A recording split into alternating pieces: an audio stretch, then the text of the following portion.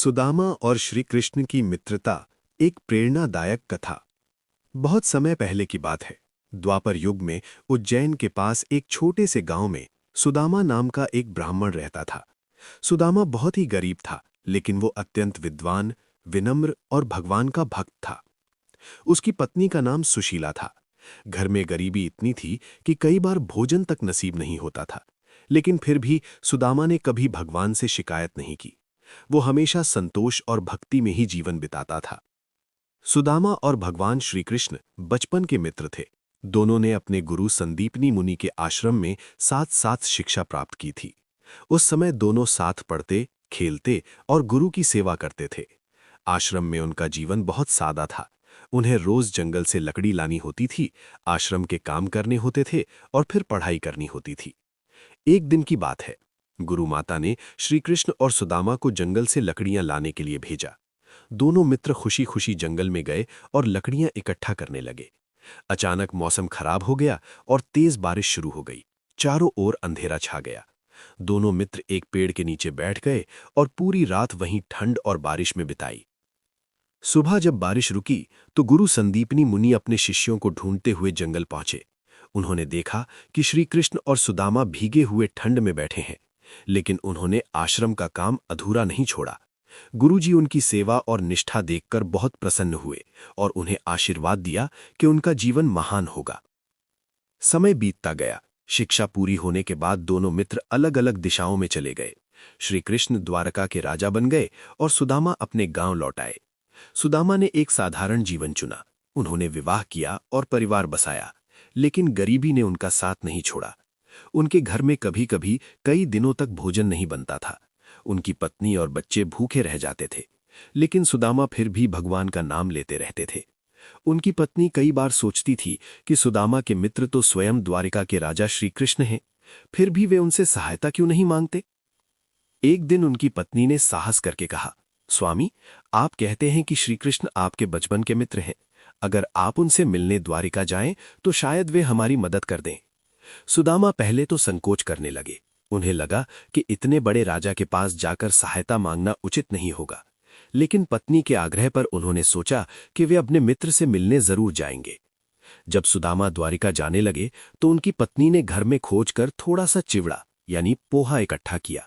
वह भी मुश्किल से मुट्ठी भर ही था। उसने उसे एक पुराने कपड़े में बांध दिया और सुदामा से कहा, इसे अपने मित्र के लिए उपहार के रूप में ले जाइए। सुदामा वो छोटा सा उपहार लेकर लंबी यात्रा पर निकल पड़े। कई दिनों तक पैदल चलते हुए वे अंततः द्वारिका पहुंचे। द्वारिका नगरी बहुत भव्य और सुंदर थी। चारों ओर महल, सोने चांदी की सजावट और शानदार भवन थे। जब सुदामा महल के द्वार पर पहुंचे तो पहरेदारों ने उन्हें रोका। उनके कपड़े पुराने थे और वे बहुत साधारण दिख रहे थे, लेकिन जब उन्होंने कहा कि वे श्री कृष्ण के मित्र हैं तो ये बात तुरंत श्री कृष्ण तक पहुंचा दी गई। जैसे ही श्री कृष्ण ने सुना कि उनका मित्र सुदामा आया है, वे तुरंत सिंहासन से उठकर दौड़ते हुए महल के द्वार तक पहुंचे। उन्होंने सुदामा को देखते ही गले लगा लिया। श्री कृष्ण की आंखों में खुशी और प्रेम के आंसू थे। उन्होंने सुदामा को आदरपूर्वक महल के अंदर ले जाकर अपने सिंहासन पर बैठाया, फिर स्वयं उनके चरण धोए और उन्हें भोजन कराया।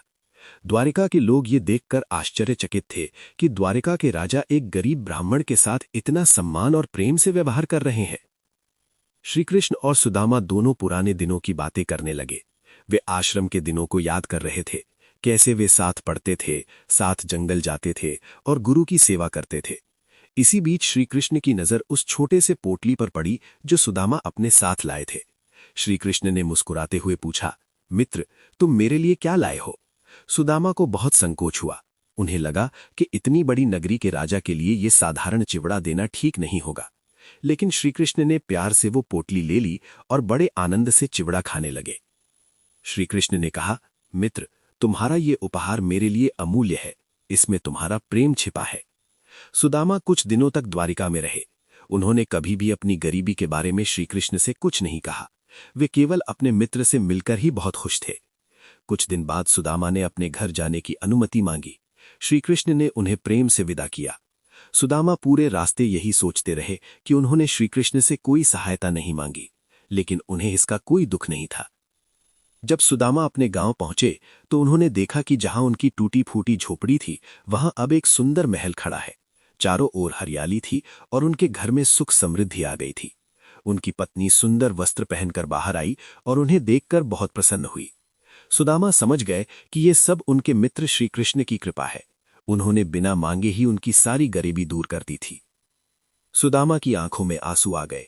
उन्होंने मन ही मन श्री कृष्ण को प्रणाम किया और उनकी सच्ची मित्रता को याद किया। इस प्रकार सुदामा और श्री कृष्ण की मित्रता संसार के लिए एक उदाहरण बन गई। ये कथा हमें सिखाती है कि सच्ची मित्रता कभी धन दौलत नहीं देखती। सच्चा मित्र वही होता है जो हर परिस्थिति में अपने मित्र का सम्मान और प्रेम बनाए रखे। सुदामा ने अपने जीवन में कभी लोभ नहीं किया और भगवान पर विश्वास रखा। इसी कारण भगवान श्री कृष्ण ने स्वयं उनकी मदद की और उनका जीवन सुखमय बना दिया। ये कथा हमें ये भी सिखाती है कि सच्चे मन से किया गया प्रेम और भक्ति कभी व्यर्थ नहीं जाता। भगवान अपने भक्तों की भावना को समझते हैं और समय आने पर उनकी सहायता अवश्य करते हैं।